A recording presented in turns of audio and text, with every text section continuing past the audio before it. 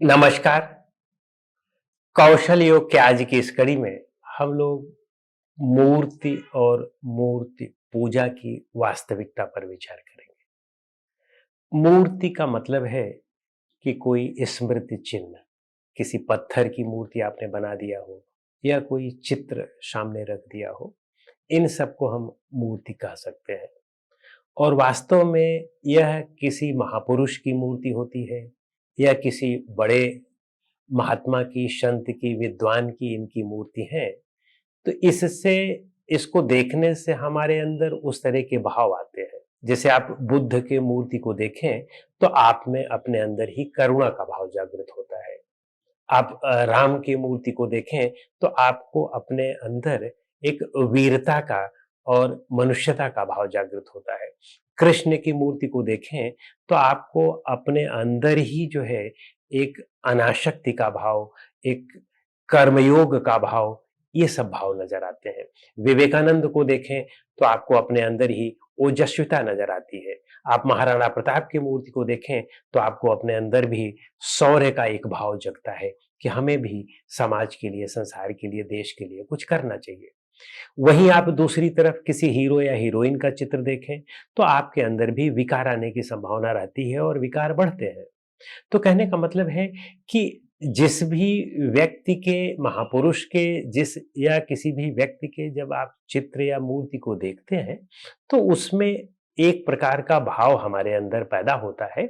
और इस दृष्टि से मूर्ति पूजा उपयुक्त है, उचित है कि उनको देख करके उनके विचारों को अपने अंदर ले आना, उनके विचारों का आचरण करना, यह वास्तव में यह मूर्ति पूजा का अर्थ है।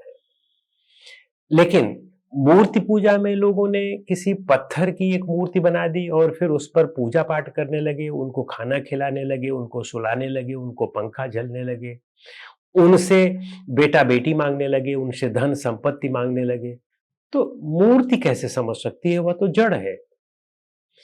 तो लोग ये कहते हैं कि नहीं, जिस प्रकार के आपके भाव होते हैं उस प्रकार के आपको चीजें मिलने लगती हैं। यदि आपने पत्थर की मूर्ति में वह भाव डाल दिया है तो आपको उस तरह की चीजें मिलने लगेंगी।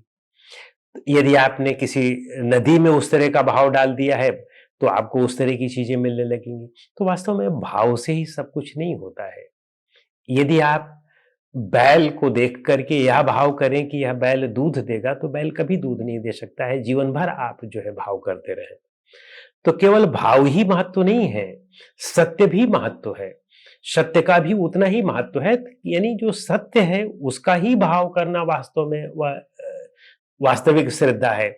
जो सत्य नहीं है उसका भाव करना, यानी मूर्ति से आप ये सब मांगने लगे कि मूर्ति हमें सुख और शांति देगी, मूर्ति हमें बेटा बेटी दे देगी, मूर्ति के सामने आप नौकरी कर का जो है इच्छा रखने लगे कि हमें नौकरी मिल जाए, या उनको आप जो है कुछ धन आदि समर्पित करें, कुछ कुछ प्रसाद आदि समर्पित करें और सोचें कि उससे आपको ये चीजें मिल जाएंगी। तो यह निरी जड़ता है। इसे इस प्रकार से कहा जा सकता है कि यह जो है हमारी मूर्खता होती है।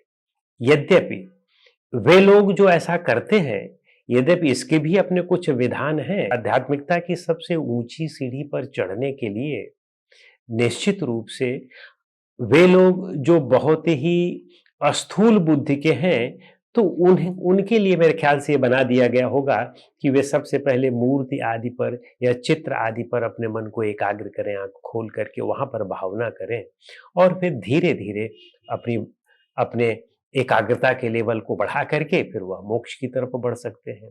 लेकिन आप देखें कि अधिकतर लोगों को पाएंगे आप, 99.99% लोगों को पाएंगे कि वे जीवन भर ही मूर्ति पूजा करते रहते हैं और जीवन भर मूर्ति से ही जो है मांगते रहते हैं या उन्हीं से ही सारी अपनी इच्छाएं पूर्ण करने का प्रयास करते रहते हैं। तो यह जो है निश्चित रूप से यह एक गलत दिशा है। सही दिशा यही है कि हमें उनका निश्चित रूप से साफ सफाई रखनी चाहिए। यदि हमने ऐसे चित्र बना रखे हैं, ऐसी मूर्ति रखी है अपने घर में, तो उनका साफ सफाई रखें और उनके सामने निश्चित रूप से जब भी आए तो अपने अंदर उस तरह के विचार लाएं, उनके आचरणों पर चिंतन करें कि वो किस आचरण की वजह से उनमें महानता आई कि हमने उनको अपने यहाँ रखा हुआ है। तो चाहे वे माता पिता के चित्र हों या किसी देवी देवता के हों या किसी महापुरुष के हों, उनके आचरणों को उतारने का प्रयास करें। बाकी आप वहां पर जल चढ़ाने वाले हैं, वहां पर उन पर प्रसाद चढ़ाने वाले हैं, उन पर धन चढ़ाने वाले हैं कि और उन पर धन चढ़ा करके आप सोचते हैं कि इससे हमारे पाप मिट जाएंगे, हमारी इच्छाओं की पूर्ति हो जाएगी। तो यह पूरी तरह से असंगत बात है और यह संभव नहीं हो सकता है, किसी भी तरह से संभव नहीं हो सकता है। और अगर कभी कभी कदाचित एकाध जगह पर हो भी गया तो वास्तव में वह मूर्ति पूजा की वजह से नहीं हुआ, वह प्रारब्ध की वजह से या अपनी मेहनत की वजह से हो गया होगा। तो इसे हम काकतालीय नियम कहते हैं। जैसे किसी कोई एक व्यक्ति बैठा था किसी ताड़ के पेड़ के बगल में, और उस ताड़ के पेड़ पर की तरफ वह देख रहा था, तो एक कौवा आया और उस ताड़ के पेड़ पर बैठा, और जैसे ही बैठा वैसे ही ताड़ का पेड़ गिर पड़ा। तो दूसरा व्यक्ति आ रहा था, उसने पूछा कि भाई ये ताड़ का पेड़ कैसे गिरा? तो उसने कहा कौवा आके बैठा था, इस वजह से गिर पड़ा। यानी कौवे से ताड़ का पेड़ कैसे गिर सकता है? कौवा में कितना वजन होता है, या वो क्या उसकी शक्ति होती है कि वो ताड़ के पेड़ को गिरा दे? तो ताड़ का पेड़ किसी दूसरे की वजह से गिरा था, दूसरी वजह से गिरा था, लेकिन कौवा उसमें एक एक ऐसा कारण बन गया कि दिखाई पड़ने वाला एक प्रत्यक्ष कारण दिखाई पड़ा, तो किसी ने समझ लिया कि कौवे की वजह से ताड़ पेड़ गिरा है। उसी तरह से यदि हमारी कोई एक आदि इच्छा पूरी हो भी जाती है, तो हम ये समझें कि नहीं वह उस मूर्ति पूजा की वजह से हुई है, तो यह हमारी हठधर्मिता है, यह हमारा नासमझीपन है। तो इसलिए मूर्ति या चित्रों को स्मृति के रूप में रखें, उनसे अपने आचरण में शुद्धिकरण लाएं, उनसे उनकी पूजा करना, उनसे बेटा बेटी मांगना, उनसे अपनी इच्छाओं की पूर्ति करवाना, यह हमारी नासमझी है। और इस नासमझी को दूर करके हम धीरे धीरे अपने आंतरिक ईश्वर, अपने आंतरिक मूर्ति जो हमारी आत्मा है, हमें वहां तक पहुंचना चाहिए। और उससे ही निश्चित रूप से हम अपने आप का, परिवार का, समाज का, सबका कल्याण कर सकते हैं। ऐसे में केवल हम में हठधार्मिकता पैदा होती है, हम फैनेटिक बनते हैं, और इससे हमें ज्ञान, शांति, सुख नहीं आता है। यह केवल अपने को श्रेष्ठ सिद्ध करने का और दूसरे को छोटा सिद्ध करने का एक प्रयास मात्र रह जाता है।